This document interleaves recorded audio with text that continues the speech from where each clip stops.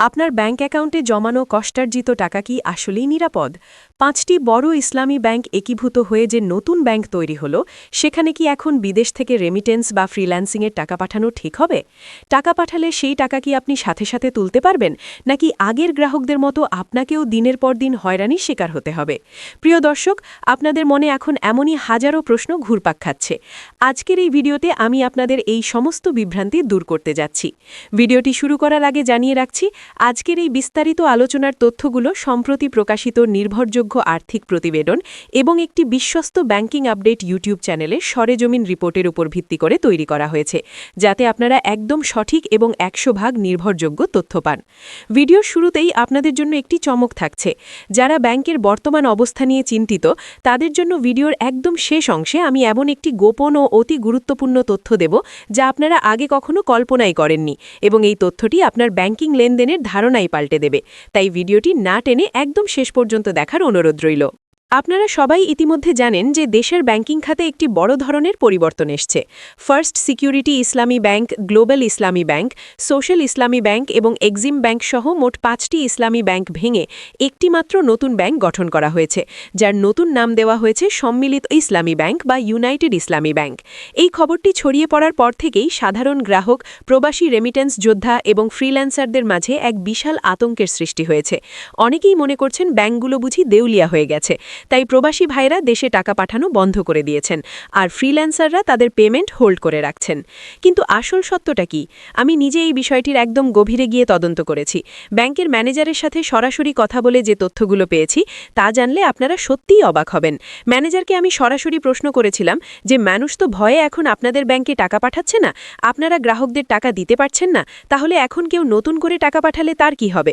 Manager অত্যন্ত আত্মবিশ্বাসীর সাথে যে উত্তর দিয়েছেন, সেটাই আজ আপনাদের সাথে শেয়ার করছি। তিনি স্পষ্ট করে বলেছেন, এসবের বেশিরভাগই নিছক গুজব। হ্যাঁ, এটা সত্য যে যারা এই ব্যাংকগুলোর পুরনো গ্রাহক, যাদের অ্যাকাউন্টে আগে থেকেই টাকা জমা ছিল, তারা এই মুহূর্তে একসাথে বড় অঙ্কের টাকা তুলতে পারছেন না। তাদের টাকা উত্তোলনের ক্ষেত্রে একটি নির্দিষ্ট লিমিট বা সীমা বেঁধে দেওয়া হয়েছে। এটা ব্যাংকের অভ্যন্তরীণ তারল্য সংকট সমাধানের জন্য একটি সাময়িক পদক্ষেপ মাত্র, কিন্তু এই পুরনো নিয়মের সাথে নতুন করে আসা টাকার কোনো সম্পর্ক নেই। এখন সবচেয়ে বড় প্রশ্ন হলো, আপনি যদি এখন নতুন করে বিদেশ থেকে টাকা পাঠান, তাহলে সেই টাকা আপনি পাবেন কিনা? উত্তর হলো হ্যাঁ, ১০০% গ্যারান্টি সহকারে পাবেন। ব্যাংক কর্তৃপক্ষের সাথে কথা বলে আমি যে আশ্বাস পেয়েছি, তা হলো বর্তমানে বিদেশ থেকে পাঠানো রেমিটেন্স বা যে কোনো নতুন ফান্ড সম্পূর্ণ নিরাপদ। আপনি টাকা পাঠানোর পর যখন খুশি, যত খুশি টাকা সাথে সাথেই উত্তোলন করতে পারবেন। এই নিয়মটিকে ব্যাংকিং ভাষায় বলা হচ্ছে নতুন টাকা বা নিউ মানি পলিসি। অর্থাৎ সাম্প্রতিক সময়ে আপনার অ্যাকাউন্টে যে টাকাগুলো ঢুকবে, সেগুলোর উপর কোনো ধরনের লিমিটেশন বা বাধা থাকবে না। আপনি আজ বিদেশ থেকে 2 লাখ, 5 লাখ বা 10 লাখ টাকা পাঠালে কালকেই সেই পুরো টাকাটা ক্যাশ কাউন্টার থেকে তুলে নিতে পারবেন। এর জন্য আপনাকে কোনো ধরনের হয়রানির শিকার হতে হবে না। প্রবাসী রেমিটেন্স যোদ্ধা এবং যারা বিভিন্ন সোর্স থেকে টাকা পাচ্ছেন, তারা নিশ্চিন্তে আগের মতোই লেনদেন চালিয়ে যেতে পারেন। এবার আসি আরেকটি খুব গুরুত্বপূর্ণ বিষয়ে। ব্যাংকগুলো তো ভেঙে এক হয়ে গেছে, নতুন নাম হয়েছে সম্মিলিত ইসলামী ব্যাংক। তাহলে এখন বিদেশ থেকে বা অনলাইন থেকে টাকা পাঠাতে গেলে বেনিফিশিয়ারি বা প্রাপকের জায়গায় কোন ব্যাংকের নাম লিখবেন? নতুন নাম নাকি আগের নাম? অ্যাকাউন্ট নাম্বারই বা কী হবে? এই বিষয়টি নিয়ে সবচেয়ে বেশি কনফিউশন তৈরি হয়েছে। আমি আপনাদের কনফিউশন একদম ক্লিয়ার করে দিচ্ছি। আপনার আগের অ্যাকাউন্ট যে ব্যাংকে ছিল, ধরুন আপনার অ্যাকাউন্ট ছিল ফার্স্ট সিকিউরিটি ইসলামী ব্যাংকে কিংবা সোশ্যাল ইসলামী ব্যাংকে, আপনি টাকা পাঠানোর সময় ঠিক ওই পুরনো ব্যাংকের নামই ব্যবহার করবেন। আপনার অ্যাকাউন্ট নাম্বারও আগে যা ছিল হুবহু তাই থাকবে। অর্থাৎ নামের জায়গায় আগের ব্যাংকের নাম এবং অ্যাকাউন্ট নাম্বারের জায়গায় আপনার পুরনো অ্যাকাউন্ট নাম্বারটি দেবেন।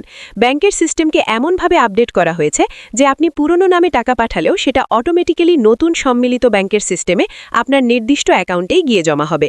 যারা ফ্রিল্যান্সিং করেন, ইউটিউব, ফেসবুক, মেটা বা গুগল অ্যাডসেন্স থেকে যাদের পেমেন্ট আসে, তাদের জন্য সবচেয়ে বেশি প্রয়োজন হয় সুইফট কোডের। আপনারা চিন্তায় আছেন যে ব্যাংক যেহেতু মার্জ হয়ে গেছে, তাহলে কি সুইফট কোড পরিবর্তন হয়ে গেছে? না, একদমই না। আপনাকে নতুন কোনো সুইফট কোড খুঁজতে হবে না। আপনার ব্রাঞ্চ যে ব্যাংকের অধীনে ছিল, সেই ব্যাংকের হেড অফিসের যে পুরনো সুইফট কোডটি আপনার আপনারা আগে ব্যবহার করতেন ঠিক সেই সুইফট কোডটি এখনও 100% কার্যকর।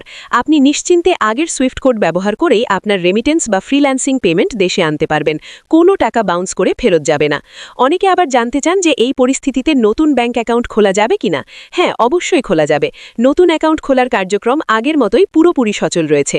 শুধু তাই নয়, আপনি যদি এই ব্যাংকগুলোতে নতুন করে টাকা সঞ্চয় করতে চান বা ডিপোজিট রাখতে চান, তবে বাজারভিত্তিক যে স্বাভাবিক মুনাফা বা প্রফিট দেওয়ার কথা, ব্যাংকগুলো আপনাকে সেই প্রফিটও নিয়মিত প্রদান করবে। এখানে আতঙ্কিত হওয়ার মতো কিছুই নেই। প্রিয় দর্শক, ভিডিওর শুরুতে আমি আপনাদের কথা দিয়েছিলাম যে শেষ অংশে এমন একটি গোপন এবং গুরুত্বপূর্ণ তথ্য দেব যা আপনারা আগে কখনো ভাবেননি। তাহলে শুনুন সেই আসল রহস্য। আপনারা অনেকেই হয়তো ভাবছেন ব্যাংক দুর্বল হয়ে গেছে বলে আপনার নতুন টাকা আটকে যেতে পারে, কিন্তু আসল সত্যটা হলো সম্পূর্ণ উল্টো। বর্তমান অর্থনৈতিক পরিস্থিতিতে দেশের বৈদেশিক মুদ্রার বা ডলারের রিজার্ভ বাড়ানোটা বাংলাদেশ ব্যাংক এবং সরকারের জন্য সবচেয়ে বড় চ্যালেঞ্জ। তাই বিদেশ থেকে আসা যে কোনো নতুন রেমিটেন্স বা ফ্রিল্যান্সিংয়ের ডলারকে এখন ভিআইপি স্ট্যাটাস বা সর্বোচ্চ অগ্রাধিকার দেওয়া হচ্ছে। গোপন তথ্যটি হলো, এই একীভূত হওয়া ব্যাংকগুলোকে কেন্দ্রীয় ব্যাংক থেকে কড়া নির্দেশ দেওয়া আছে বিদেশ থেকে আসা নতুন রেমিটেন্সের টাকার গায়ে যেন কোনোভাবেই আঁচড় না লাগে।